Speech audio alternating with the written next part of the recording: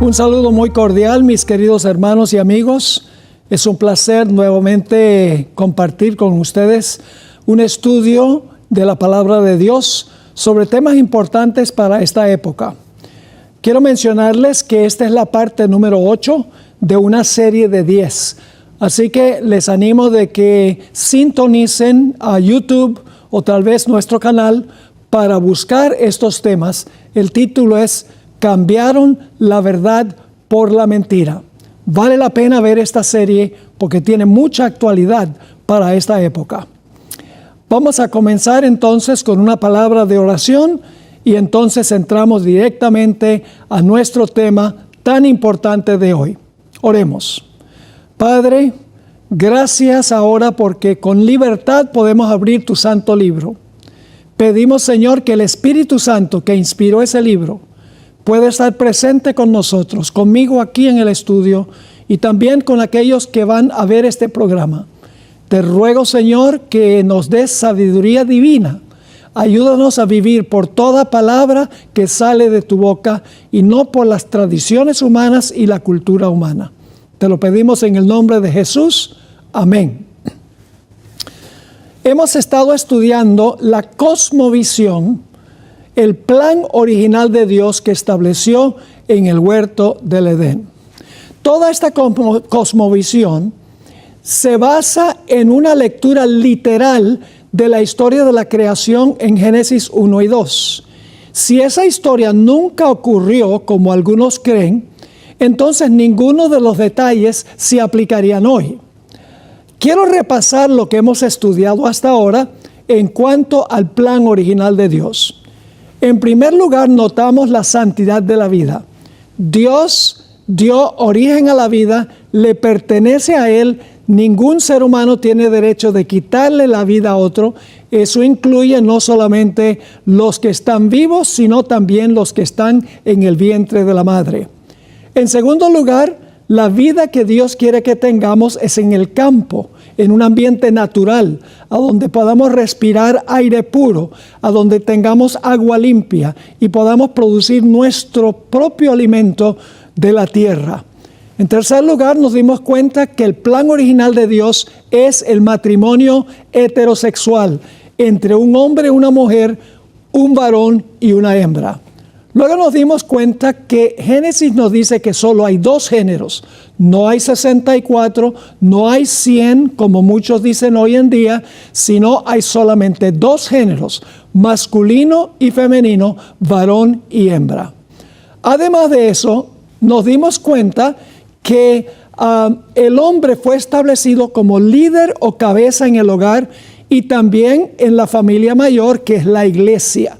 Ese es el plan que estableció Dios originalmente, que el hombre fuera el líder o la cabeza en el hogar y en la iglesia, claro, bajo el liderazgo absoluto de Cristo Jesús.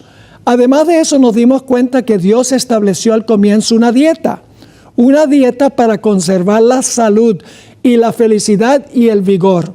Esa dieta era vegana. Se componía mayormente de frutas con semillas. Luego entonces nos dimos cuenta, y en el último tema estábamos tratando este punto, que el sábado, el séptimo día sábado, fue establecido por Dios como la conmemoración de la creación, del Creador. Es decir, cada séptimo día debemos suspender nuestro trabajo y debemos enfocarnos única y exclusivamente en Dios y en su grandeza, en su amor y su misericordia para con nosotros. Lo que ha intentado hacer Satanás es destruir el plan original de Dios. Y para hacerlo tiene que minar la confianza en el registro bíblico como se encuentra en el libro de Génesis.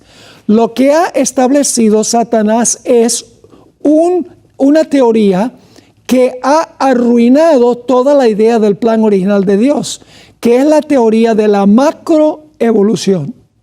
Si la historia de la creación no ocurrió tal cual está escrito el relato en la Biblia, entonces no hay ningún fundamento para la cosmovisión que encontramos en Génesis, el capítulo 1. La teoría de la evolución ha destruido por completo el plan original de Dios que estableció en el Edén. Y lo triste es que algunos cristianos, especialmente los teólogos liberales del cristianismo, han procurado acomodar la Biblia a la evolución. Concerniente a esto, escribió Elena White lo siguiente en el libro La Educación, página 115. Sin embargo, algunas deducciones erróneas de fenómenos observados en la naturaleza han hecho suponer que existe un conflicto entre la ciencia y la revelación. Y en los esfuerzos realizados para restaurar la armonía entre ambos, se han adoptado interpretaciones de las Escrituras que minan y destruyen la fuerza de la palabra de Dios. Se ha creído que la geología contradice la interpretación literal del relato mosaico de la creación.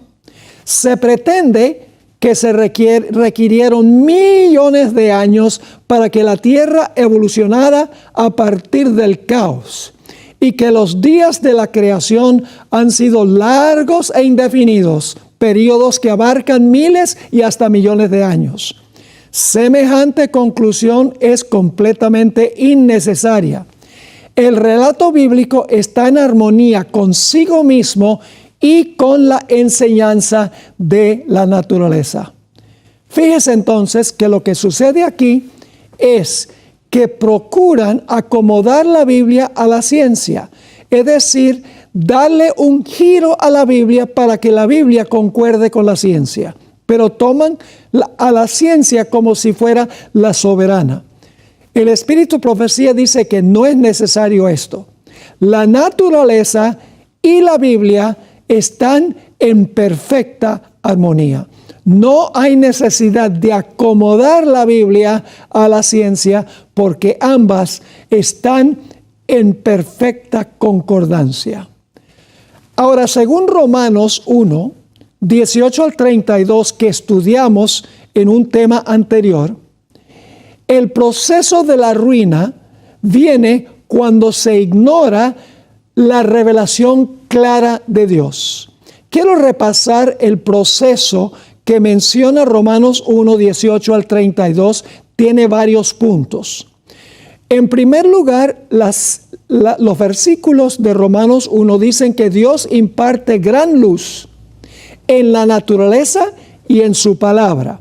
No voy a leer los versículos de nuevo, pero los versículos dicen que Dios les ha dado abundante luz a los seres humanos para que no tengan excusa.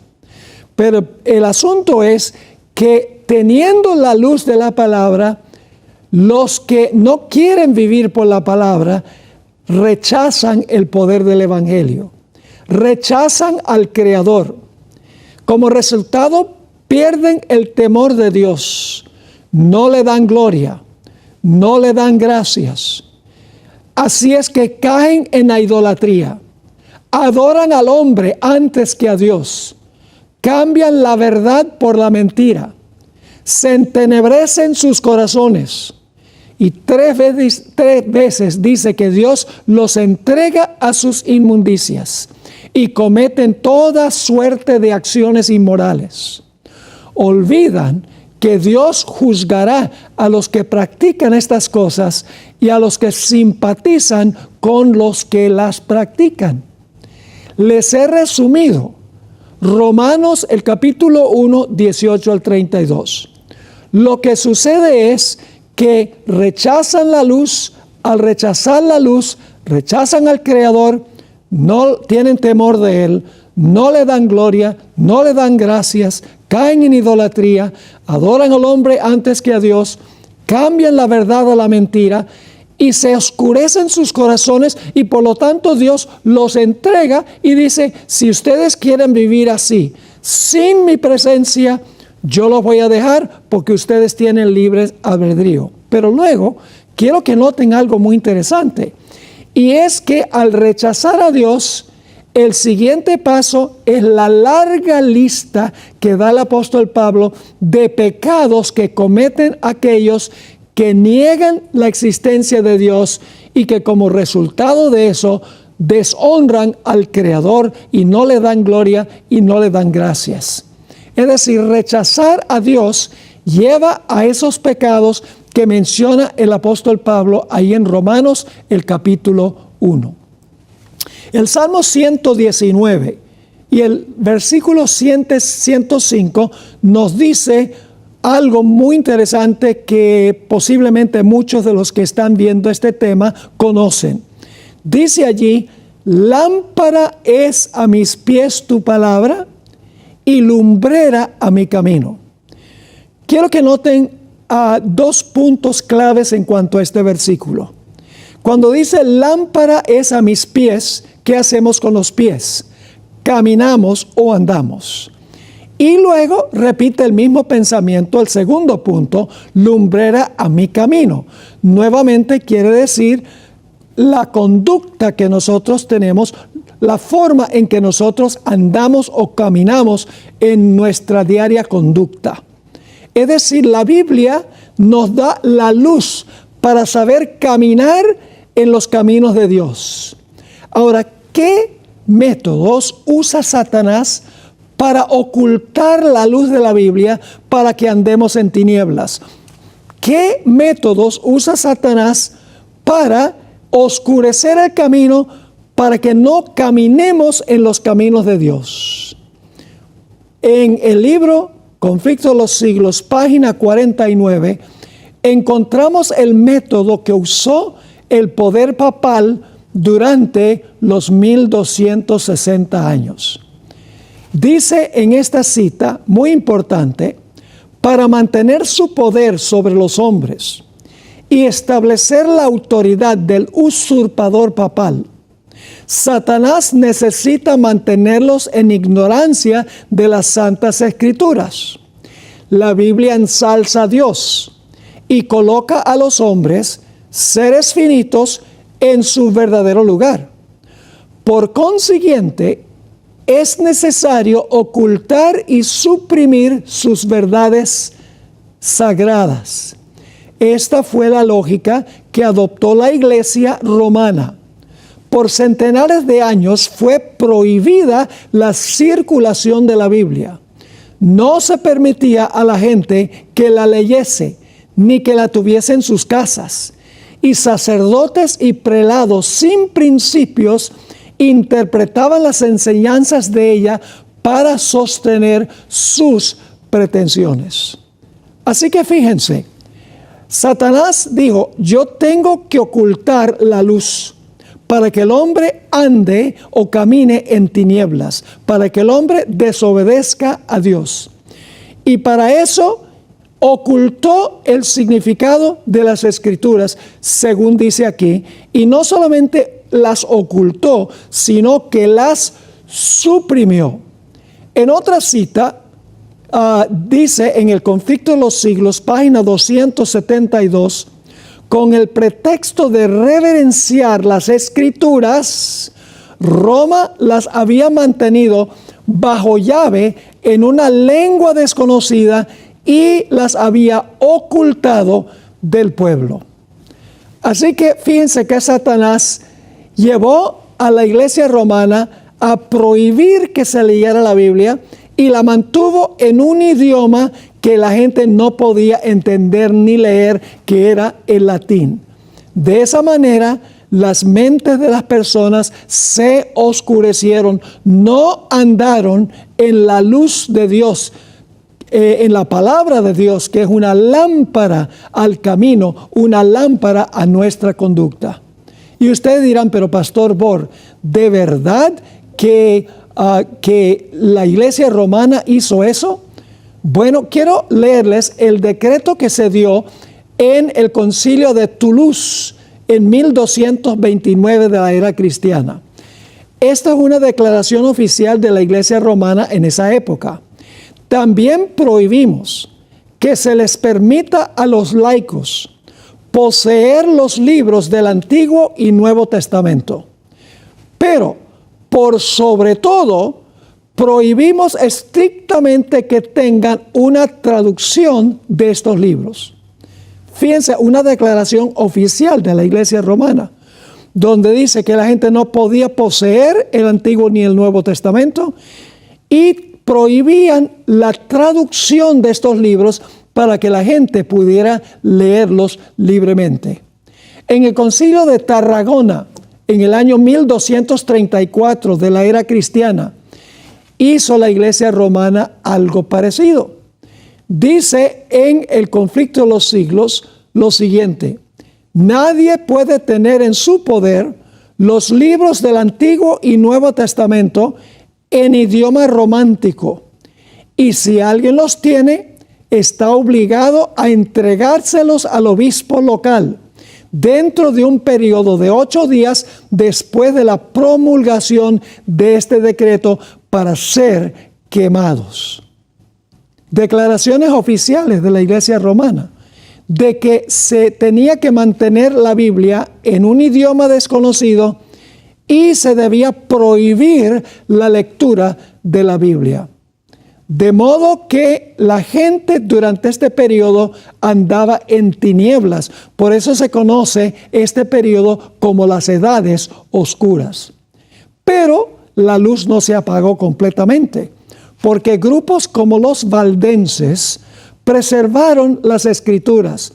Y como eran viajeros comerciantes, lo que hacían era escribir versículos de la Biblia en tiras de papel, y cuando veían la oportunidad, compartían esos versículos con las personas con quienes hacían comercio. En el Conflicto de los Siglos, página 476, encontramos una referencia en cuanto a lo que hacían los valdenses. Dice así: con la excepción de los valdenses, la palabra de Dios había quedado encerrada dentro de los límites de idiomas conocidos, tan solo por la gente educada. Pero llegó el tiempo en que las Sagradas Escrituras iban a ser traducidas y entregadas a las gentes de diversas tierras en su propio idioma. Ya había pasado la oscura medianoche para el mundo. Fenecían las horas de las tinieblas, y en muchas partes aparecían señales del alba que estaba por rayar. Es decir, estaba llegando a su fin el periodo de las edades oscuras, cuando Wycliffe y Hus y Lutero y Calvino trajeron a la luz las Escrituras. Ahora, en estos tiempos en que vivimos nosotros, la gente es muy educada y sofisticada. Y Satanás sabe que ya no puede prohibir el acceso a la Biblia, ni tampoco puede mantener la Biblia en un idioma desconocido. Se han traducido las palabras de la Biblia a miles de idiomas y de dialectos. Satanás no puede prohibir acceso a la Biblia, ni tampoco puede mantener la Biblia en un idioma desconocido. Por lo tanto, Satanás tiene que cambiar su estrategia. Como no puede prohibir la luz, lleva a la gente a cuestionar la luz. La gente dice: oh, la Biblia es un libro arcaico, es un libro patriarcal, está pasado de moda y por lo tanto es irrelevante e indigno de nuestra confianza en un mundo desarrollado como el nuestro. Lo que Satanás logró prohibiendo el acceso a la Biblia y manteniendo la Biblia en un idioma desconocido, ahora lo logra echando a un lado su relevancia y su autoridad. La gente acepta la cultura, la gente acepta la ciencia tal llamada, la gente acepta lo que dicen los demás, y mientras tanto hay millones de Biblias en el mundo, pero como la gente no cree que eso es para nuestra época, el mundo hoy anda también a oscuras. En el Conflicto de los Siglos, página 544, encontramos la siguiente cita: Satanás hace creer al mundo que la Biblia no es más que una ficción, o cuando mucho, un libro apropiado para la infancia de la raza, del que se debe hacer poco caso ahora o ponerlo a un lado por anticuado. Qué interesante, queridos amigos. Satanás ahora cambia de estrategia, no pudiendo prohibir la Biblia ni mantenerla en un idioma desconocido. Lo que hace es minar la confianza de la gente en el relato bíblico. Por esa razón es que la mayoría del mundo acepta la teoría de la evolución. Inclusive cristianos aceptan la idea de la creación progresiva, de la evolución teísta, entre otras cosas, y como resultado dicen, ese relato de Génesis, a donde está la cosmovisión original, el plan original de Dios, no aplica hoy, porque eso nunca pasó, porque este mundo llegó a existir por evolución. Satanás ha usado la evolución para destruir la cosmovisión de la Biblia en su totalidad. Ya sea que la Biblia se prohíba o que se cuestione su autoridad y relevancia, al final el mal fruto es el mismo. Y ese mal fruto es la anarquía, tal cual se vio en la Revolución Francesa. Podemos ver en la Revolución Francesa lo que ocurre cuando se esconde la Biblia, cuando la Biblia se echa a un lado.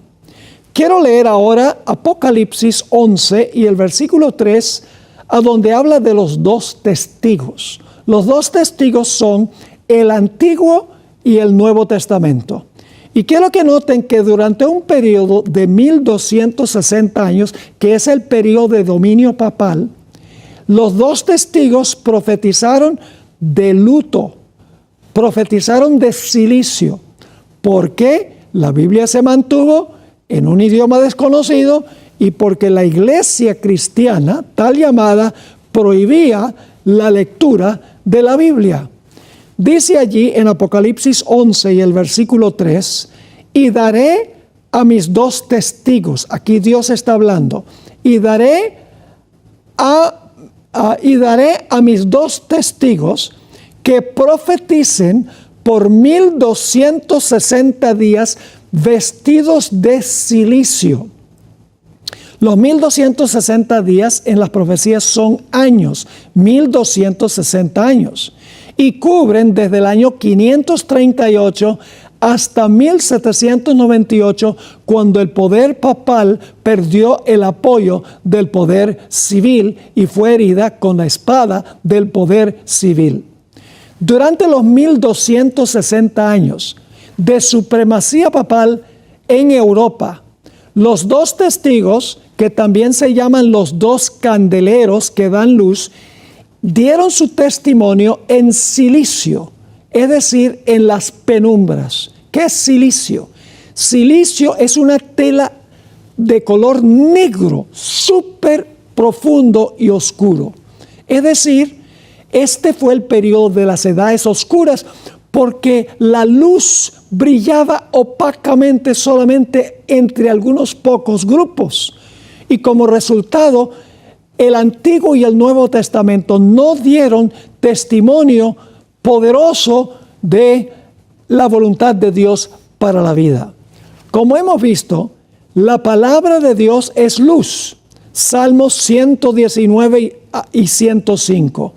Pero la iglesia apóstata la mantuvo en una lengua desconocida y prohibió su lectura. Por eso la gente andaba en tinieblas. Imperaba la inmoralidad en Europa. La luz de los testigos no se extinguió completamente, pero dio su testimonio en una luz que titilaba. Ahora, hacia el final de los 1260 años, se levantó un poder del abismo. Esto se relata en Apocalipsis 11. Y este poder del abismo aniquiló completa y totalmente la luz de los dos testigos, del Antiguo y el Nuevo Testamento. Hasta este punto, los dos testigos habían dado luz opaca en las penumbras, en la oscuridad, en las tinieblas, la luz titilaba. Pero este poder que se levantó del abismo fue un poder que extinguió la luz del Antiguo y el Nuevo Testamento, la luz de la palabra de Dios. Vamos a leer Apocalipsis 11 y el versículo 7, a donde se relata esta bestia que se levanta del abismo para guerrear y matar a los dos testigos, es decir, el Antiguo y el Nuevo Testamento. Dice allí, cuando hayan acabado su testimonio, cuando los dos testigos hayan acabado su testimonio, ahora necesito hacer una aclaración aquí. Y es mejor traducir no cuando hayan acabado su testimonio, sino cuando estén por acabar su testimonio. Es decir, hacia el final de los 1260 años. Y ustedes dicen, ¿cómo sabe que esa es la mejor traducción? Porque esta expresión se usa en dos otros sitios en el Nuevo Testamento. En Juan 17 y el versículo 4, el Señor Jesucristo está orando a su Padre en el Getsemaní, todavía no está colgado en la cruz, y le dice a su Padre, he acabado la obra que me diste. Pues no la había acabado porque en la cruz dijo, consumado es, y luego la acabó. Estaba por acabar la obra de su Padre. Y el apóstol Pablo en 2 Timoteo 4:7 dice, he acabado la carrera. Pero no acabó la carrera técnicamente, sino hasta que fue martirizado, hasta que Nerón le cortó la cabeza. Es decir, Pablo está diciendo, he llegado al punto casi de acabar la carrera. Es decir, hacia el final de los 1260 años se iba a levantar este poder del abismo. Nuevamente Apocalipsis 11:7.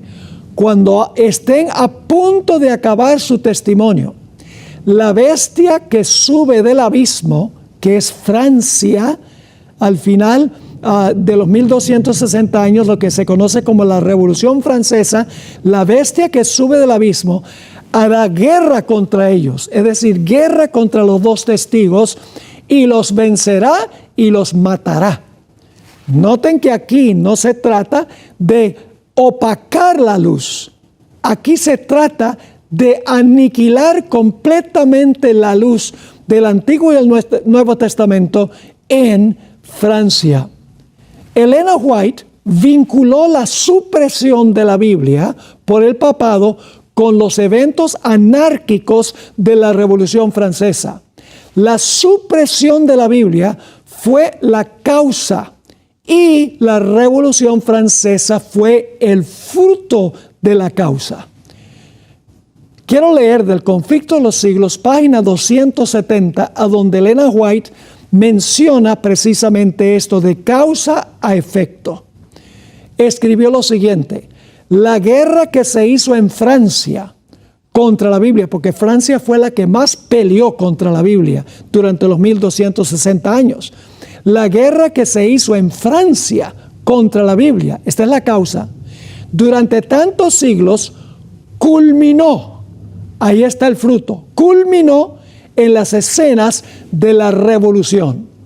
Esa terrible insurrección del pueblo, es decir, la Revolución Francesa, no fue sino el legítimo resultado de la supresión de las Sagradas Escrituras.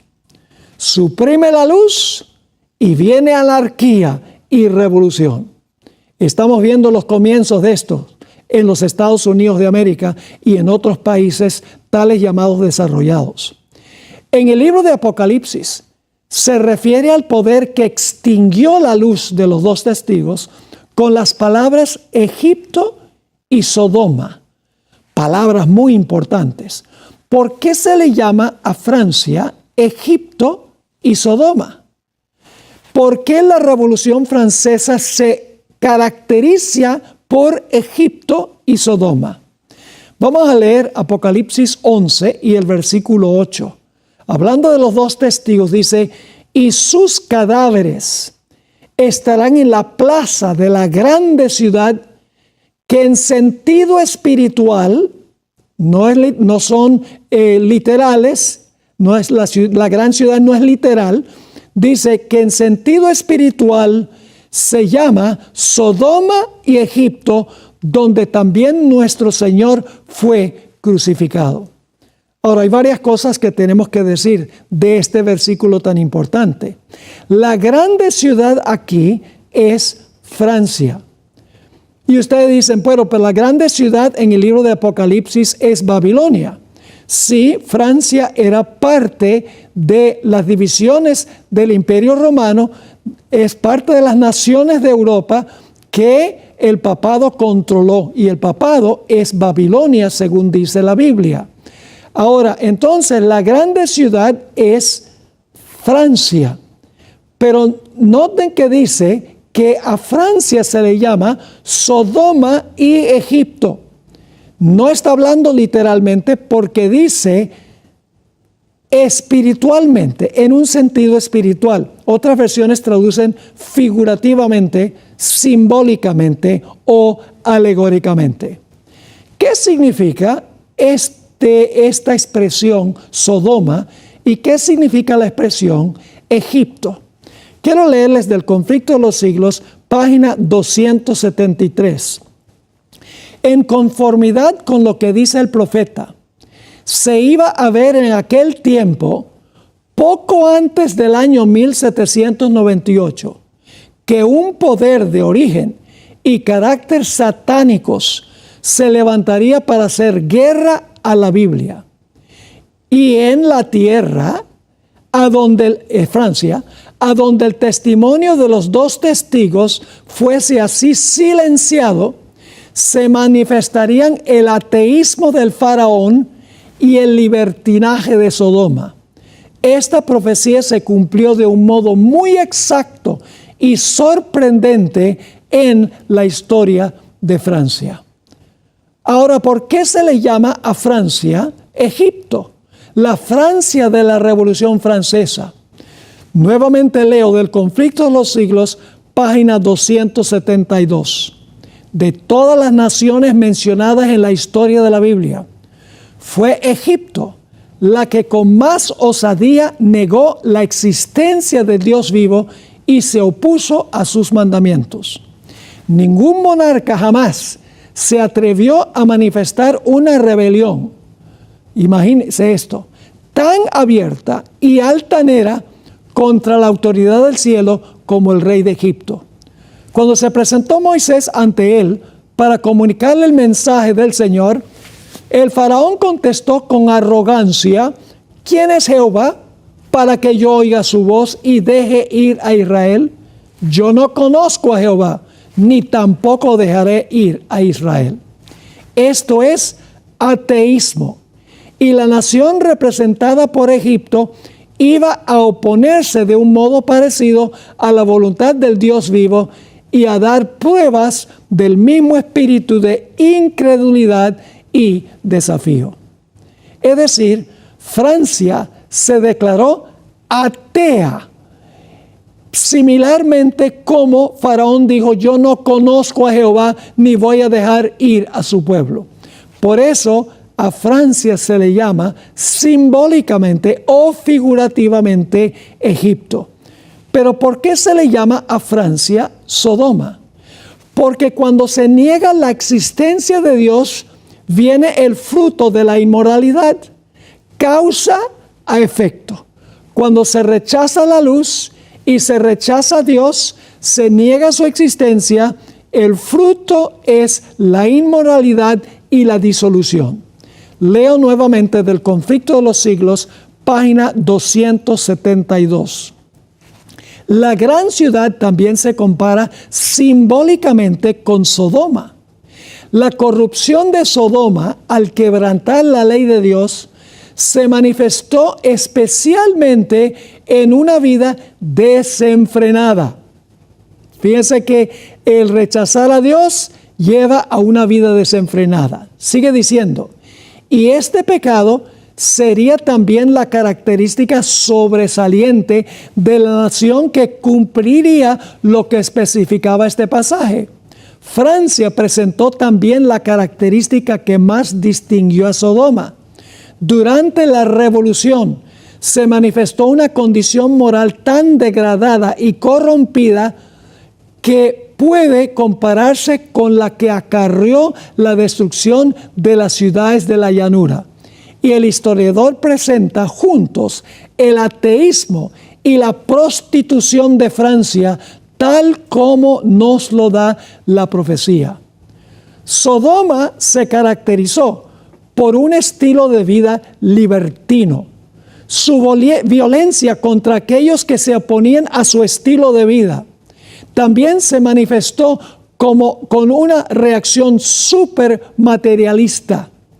Ignoraba las necesidades de los pobres. Ustedes pueden leer estas características en Judas 7 y en Génesis 19, 4 al 10, al igual que Ezequiel 16, 48 y 49. No tenemos tiempo de leer todos estos versículos, pero nos dice ahí que caracteriza a Sodoma la vida libertina, la violencia contra aquellos que no concuerdan con sus ideas. Recuerdan que los varones de Sodoma se reunieron alrededor de la casa de Lot la última noche antes de la destrucción de la ciudad y querían linchar a Lot. Y además de eso, las ciudades de Sodoma y Gomorra se manifestaban por el materialismo craso. También en Francia hubo una reacción fuerte en contra del materialismo. Quiero leerles una cita un tanto larga, pero muy significativa sobre lo que ocurrió en Francia, la lucha entre los ricos y los pobres. Conflicto de los siglos, página 281. Los ricos no tenían quien los reprendiera por la opresión con que trataban a los pobres. Y a estos nadie los aliviaba de su degradación y servidumbre. El egoísmo de los ricos y de los poderosos se hacía más y más manifiesto y avasallador. Por varios siglos el libertinaje y la ambición de los nobles habían impuesto a los campesinos extorsiones agotadoras. El rico perjudicaba al pobre y éste odiaba al rico. Precisamente, mis queridos amigos, lo que está ocurriendo, lo que está sucediendo como un proceso en los Estados Unidos de América. Sigue diciendo, en muchas provincias sucedía que los nobles eran dueños de la tierra y los de las clases trabajadoras simples arrendatarios.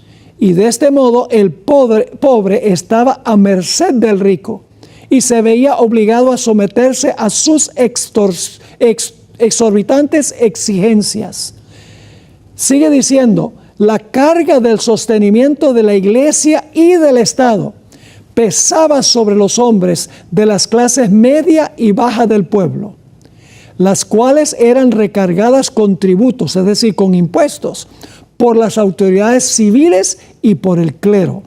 En todo momento el pueblo debía velar exclusivamente por los intereses del propietario.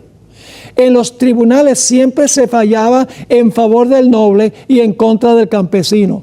Los jueces aceptaban sin escrúpulo el cohecho, es decir, la corrupción. En virtud de este sistema de corrupción universal, cualquier capricho de la aristocracia tenía fuerza de ley. De los impuestos exigidos a la gente común por los magnates seculares y por el clero, no llegaban ni a la mitad al tesoro del reino, ni al arca episcopal, pues la mayor parte de lo que cobraban lo gastaban los recaudadores en la disipación y en las francachelas.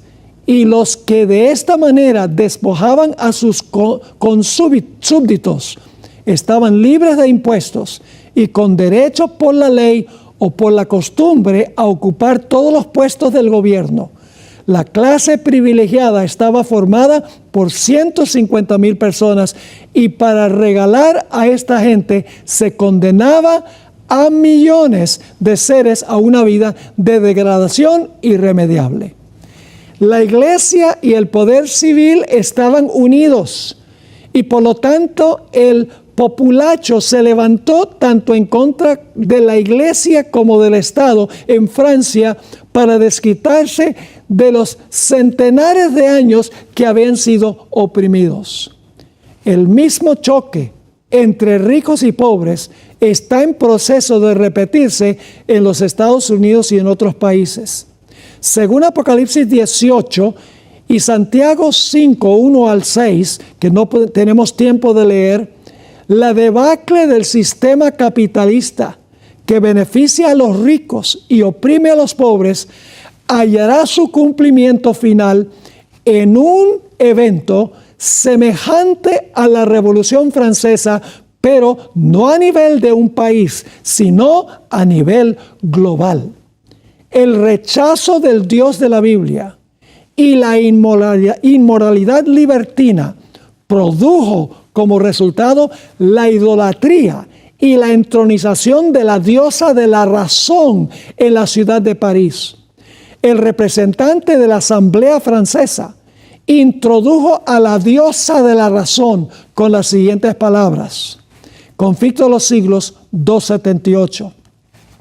Al ser presentada la diosa ante la convención, la tomó el orador de la mano y dirigiéndose a toda la asamblea dijo: mortales, cesad de temblar ante los truenos imponentes de un Dios que vuestros temores crearon.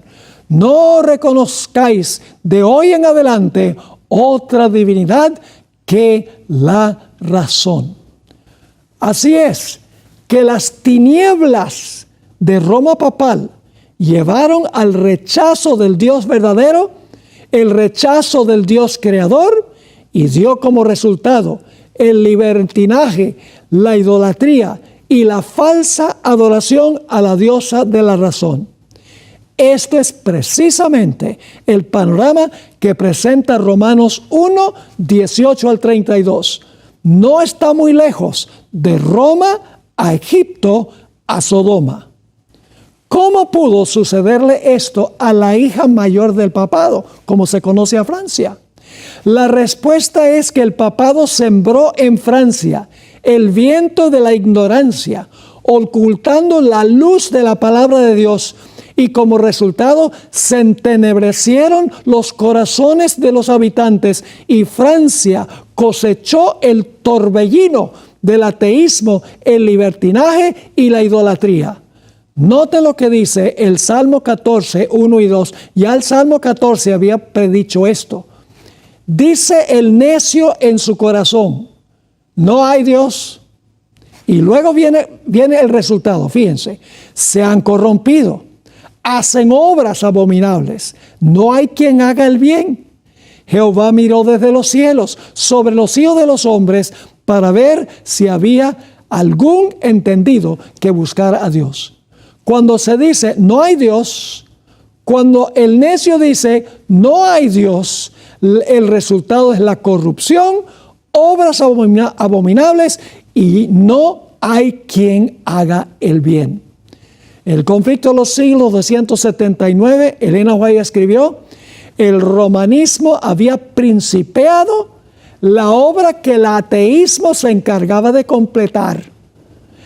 A la política de Roma se debía la condición social, política y religiosa que empujaba a Francia hacia la ruina. En la página 283 ella escribió: el único Dios que el pueblo conocía era Roma. Y la enseñanza de Roma, que no era bíblica, dicho sea de paso, la enseñanza de Roma era el fruto de las enseñanzas de la Biblia, y no querían nada de eso. Nuevamente, el único Dios que el pueblo conocía era el de Roma, y la enseñanza de Roma era su única religión. La gente consideraba que la crueldad y la iniquidad de Roma eran el fruto legítimo de las enseñanzas de la Biblia, y no querían nada de eso. Es decir, creían que lo que enseñaba la iglesia y lo que decía la Biblia era lo mismo, y por lo tanto se deshicieron de ambos. Pero la Biblia no era igual que lo que el papado enseñaba. Hoy vivimos en un mundo de grandes avances científicos y tecnológicos. Y Satanás sabe que ya no puede prohibir la palabra de Dios, ni mantenerla en un idioma desconocido. Por eso, Satanás ha cambiado su estrategia. Su plan ahora es convencer a la gente, y esto lo mencioné anteriormente, que la Biblia no es digna de confianza, que tiene contradicciones, que presenta una cosmovisión anticuada y por lo tanto no tiene autoridad. La condición de la sociedad de hoy demuestra que la nueva estrategia de Satanás funciona tan bien como su vieja estrategia. Hay más de 250 versiones de la Biblia. Se han traducido a 690 idiomas y dialectos y se venden más de 100 millones de ejemplares al año. Sin embargo, la enseñanza de la teoría secular de la evolución en las grandes universidades del mundo y aún en algunas iglesias le han robado a Dios su omnipotente poder y el resultado ha sido la anarquía, la inmoralidad y la idolatría. Como mencioné antes, va a haber otra revolución francesa, pero no va a ser solo en Francia, no va a ser en unos pocos países, va a ser a nivel global. La supresión de la Biblia por el papado dio como resultado la Revolución Francesa y algo similar ocurrirá de nuevo. Los mismos pecados que imperaron en Francia se repetirán, pero mundialmente. Esto sucederá porque los seres humanos aman más las tinieblas que la luz, se entenebrecieron sus corazones. Lean de nuevo Romanos 1, 18 al 32. Ahí se pinta el panorama clarito. Dios da mucha luz, la gente rechaza la luz, por lo tanto no honran al Creador, por lo tanto no le dan gracias, por lo tanto lo rechazan, se entenebrecen sus corazones y luego viene la larga lista de pecados que se cometen en la sociedad y finalmente dice que Dios va a venir en juicio, no solo contra aquellos que practican estas cosas, sino con aquellos que consienten con los que practican esto. Quiero leerles una cita que encontramos en el libro La Educación, página 206. Aquí es que la sierva del Señor dice que va a haber otro evento similar a la Revolución Francesa. Dice la cita lo siguiente: al mismo tiempo, la anarquía busca echar a un lado toda ley, no solo divina, sino humana. La concentración de riqueza y el poder, los que tienen, en otras palabras, la concentración de la riqueza y el poder, las vastas combinaciones para enriquecer a unos pocos, a expensas de los muchos, la unión de las clases más pobres con el fin de defender sus intereses y derechos, que son los sindicatos laborales, el espíritu de intranquilidad, tumulto y derramamiento de sangre, la diseminación mundial de las mismas enseñanzas que produjeron la Revolución Francesa, tienden a envolver al mundo entero en una lucha similar a la que convulsionó a Francia. Tales son las influencias que tienen que afrontar los jóvenes de hoy día. Para permanecer firmes en medio de tales tumultos, es necesario que echen los jóvenes ahora los cimientos del carácter. El mundo entero alcanzará esta condición poco antes de la segunda venida de Jesús. Por la influencia del papado, Francia echó a un lado la Biblia y como resultado cosechó el desafío contra el Dios Altísimo y lo siguió la corrupción moral. Hoy por hoy, el mundo se halla en un precipicio similar. El relativismo moral, el clamor por la diversidad y la equidad están destruyendo la fibra moral de la sociedad. El protestantismo ha echado a un lado el escudo de la verdad y como resultado se ha adaptado a las doctrinas de Roma y esto llevará finalmente al mismo mal que afligió a Francia en la Revolución Francesa. Es decir, llevará a la anarquía y la disolución. yo acepto implícitamente el relato literal de Génesis, lo cual constituye el fundamento de toda la teología de la Biblia. Algunos nos tildan a nosotros de fundamentalistas porque creemos en las palabras de la Biblia tal cual están escritas. Pues seré entonces fundamentalista porque creo la palabra de Dios como está escrita. No sigo lo que dice la cultura, no sigo lo que dicen los demás, no sigo lo que es políticamente correcto. Como cristianos adventistas, nosotros estamos siendo llamados por Dios para seguir lo que dice la Biblia en forma escrita, sin divagar a un lado ni al otro. Quiero leer algunas citas ya para concluir del Espíritu de Profecía. En primer lugar, Mensajes Selectos, tomo 2, página 60. Satanás es un obrero astuto e introducirá falacias sutiles a fin de oscurecer y confundir la mente y desarraigar las doctrinas de la salvación. Aquellos que no aceptan la Biblia, la palabra de Dios, tal cual está escrita, caerán en su trampa. La Biblia tal cual está escrita.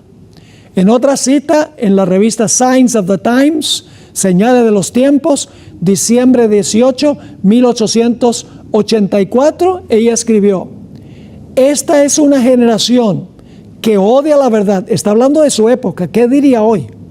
Esta es una generación que odia la verdad, negligente de la Biblia y habitualmente propensa a la desobediencia. Muchos consideran que es señal de habilidad e inteligencia mofarse de la palabra de Dios. Y en muchos casos, aquellos que son tan sencillos como para aceptar y creer en esa palabra tal cual está escrita, son objetos del ridículo. Ahora quiero leerles una última cita antes de terminar este tema. Noten que todas estas citas tienen como tema común aceptar la Biblia tal cual está escrita. En Primeros Escritos, página 96, ella escribió en cuanto a las personas que muestran supuestamente su erudición. Escribió lo siguiente: no es necesario poner innumerables palabras en el papel para justificar lo que habla por sí mismo y resplandece en su claridad. Mucha gente le da vueltas al palo. Mucha gente da toda clase de explicaciones para excusarse, para eximirse de tener que obedecer lo que la Biblia dice. Nuevamente, no es necesario poner innumerables palabras en el papel para justificar lo que habla por sí mismo y resplandece en su claridad. La verdad es recta, clara, sencilla y se destaca audazmente en su propia defensa. Fíjense nuevamente, la verdad es recta, clara y sencilla y se destaca audazmente en su propia defensa. Pero no sucede así con el error. Este es tan tortuoso y enredado que necesita una multitud de palabras para ser explicado en su forma torcida. Me hace pensar de mucha de la erudición de hoy en día. Si un documento que uno ha escrito no tiene múltiples pies de página con todos los sabios, lo que ellos tienen que decir sobre determinado tema, entonces se considera que no es una obra erudita. Pero aquí dice claramente que la verdad es recta, clara y sencilla, como se encuentra en la palabra de Dios. Cualquier persona humilde puede entender la Escritura por sí mismo. La Biblia deja absolutamente claro lo que el mundo y aún muchas iglesias procuran ofuscar y torcer.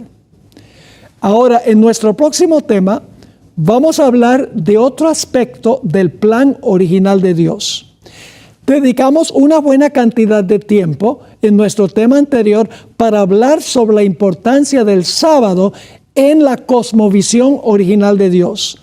En nuestro próximo tema, en realidad en los próximos 2 temas, vamos a hablar de la otra institución que estableció Dios en el huerto del Edén.